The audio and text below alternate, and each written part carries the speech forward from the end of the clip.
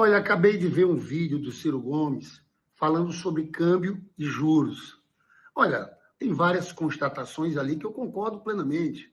Ele reclama dos juros excessivos, que nós estamos pagando mais de 860 bilhões por ano de juros, reclama do ataque especulativo contra a moeda, fala que teve um cartel do sistema financeiro com a proteção da mídia. Eu concordo com tudo isso.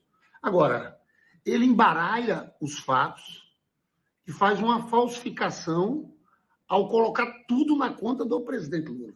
Até porque Ciro Gomes sabe que foi aprovada a lei da autonomia do Banco Central, infelizmente, que é um absurdo, porque o presidente é eleito pelo voto popular e ele fica só com a parte da política econômica, a política fiscal, porque a política cambial e monetária fica com o Banco Central, com o indicado, que era o Roberto Campos Neto, indicado pelo Bolsonaro, que tinha um claro objetivo de sabotar a economia brasileira. Então, não é correto fazer o que o Ciro fez. Ciro tem uma hora que fala o seguinte, da irresponsabilidade criminosa do Lula e sua banda. Aí fala sobre os juros. Fala com algo que eu concordo. A gente está gastando, eu sempre repito isso, de outubro de 2023 a outubro de 2024, 869 bi de pagamento de juros. Aí o mercado, essa turma, fica em cima dos gastos primários, que para cortar dos pobres, cortar de saúde, cortar da educação. Sabe qual é o déficit primário? Nós vamos bater o final desse ano? 30 bi. 869 bi de pagamento de juros. O déficit nominal, que é o que vale para a dívida, soma essas duas questões. E eles, de fato, blindam essa imprensa, que como houve um novo aumento de 1% da taxa Selic, isso significa 55 bi a mais. E eles deixaram apontado mais 2 pontos à frente. Vão para mais de 1 trilhão. O Ciro fala isso. E está correto. É o excrescência o que está acontecendo nesse debate. Agora, onde ele é jogar isso na conta do Lula. Tentar misturar tudo como se fosse a quebradeira do Brasil pelo governo do PT. Você sabe que esse Roberto Campos Neto tem uma postura de sabotagem. Eu tenho aqui, vou fazer um vídeo depois, data. Você sabe que a gente começou esse ano, até abril, o mercado tinha previsão que a taxa Selic ia chegar a 9%. Nós estamos acabando o ano com 12,25%. E eu quero depois mostrar aqui para vocês. Houve uma ação deliberada do Roberto Campos Neto, quando o governo, no dia 15 de abril, decidiu que ia mudar a meta de 2025, em vez de um superávit de 0,5 para um déficit de 0. Olha, gente, todo mundo, o mercado estava precificando um déficit de menos 0,7. Então, o que o governo fez foi ajustar essa expectativa, essa previsão para números reais, números possíveis. Pois bem, isso aí foi o necessário.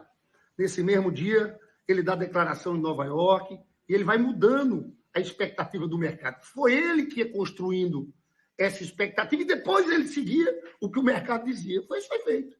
Uma semana depois, dia 15 de abril, o mercado já estava projetando taxa Selic para 9,5%, aí continuaram as declarações dele, aí tem aqui o portal Seu Dinheiro, Efeito Campos Neto leva reviravolta nas projeções para a Selic no fim desse ano. Ou seja, tem toda uma história. O problema é que Ciro Gomes sabe disso e tenta colocar isso na conta do Lula. A mesma coisa em relação ao câmbio. O Roberto Campos Neto tinha feito 127 intervenções para segurar o preço do dólar com o Bolsonaro. Agora ele permitiu, no governo Lula, só 2. Esse ataque especulativo, que ele estava participando desse processo, que é um ataque especulativo contra a nossa moeda. Você sabe que o Braulio Borges, ele tem escrito, dessa questão do câmbio, que se não fossem os fatores externos, o dólar, em vez de estar 6,10, 6,15, era para estar 5,60. De fato, teve a eleição do Trump, mas tem questões internas. Teve essa transferência de remessa de dinheiro para o exterior de dólar, a título de lucros e dividendos, tem muita filial transferindo lucro para a matriz fora do país. Isso teve um impacto, foram mais de 18 bi.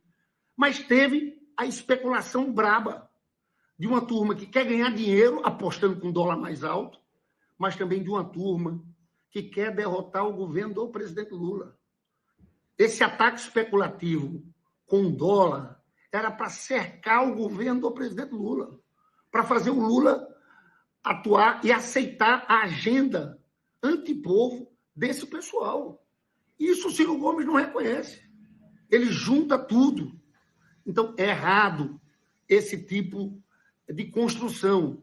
Eu até digo aqui, ele tem que falar, pelo menos, da vida real do povo brasileiro, porque teve a parte que o Lula pôde fazer, apesar da sabotagem do Banco Central com o dólar e da sabotagem do Banco Central em relação à política monetária. Porque eu estou convencido que essa turma do mercado quer derrotar o Lula e quer fazer com que a economia desacelere. Porque, na vida real, Ciro, os resultados da política do Lula são muito expressivos. Você sabe que a gente vai crescer esse ano mais de 3,5%. No ano passado, o mercado dizia que a gente ia crescer 0,8%. A gente cresceu 3,2%. Então, as políticas do Lula estão segurando esse crescimento. Você sabe que o desemprego caiu agora em novembro para o menor número desde 2012, 6,1%.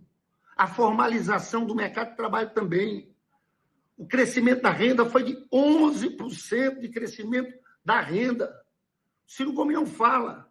Esse ano, nós tiramos 8 milhões de brasileiros da pobreza.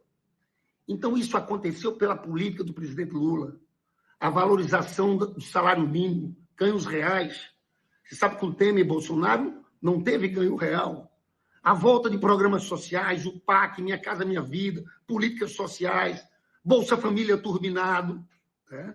Então, teve todo esse processo, apesar da sabotagem do Banco Central, que foi feita de forma deliberada para travar esse governo.